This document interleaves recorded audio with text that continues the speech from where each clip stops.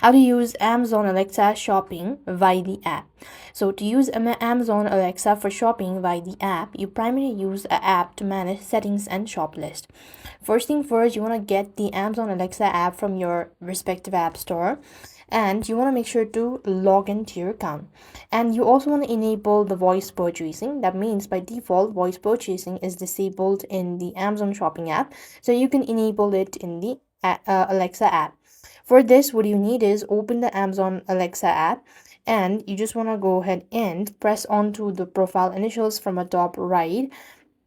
When you go to this section here, you want to go ahead and locate for this setup voice, setup voice ID, or you could just go to settings and enable this feature. So when you go to settings and enable this voice purchasing, you just want to toggle the voice purchase on, and you then need to go ahead and start using the app for shopping list. That means in the Amazon Alexa app, you just want to go to the more section. Here it is. And when you go to the more section, you then need to go ahead and locate the list from the list and notes, and your default shopping list will appear along with any other list you've created.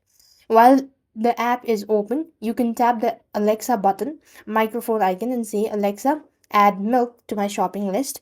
The item appears instantly in your list.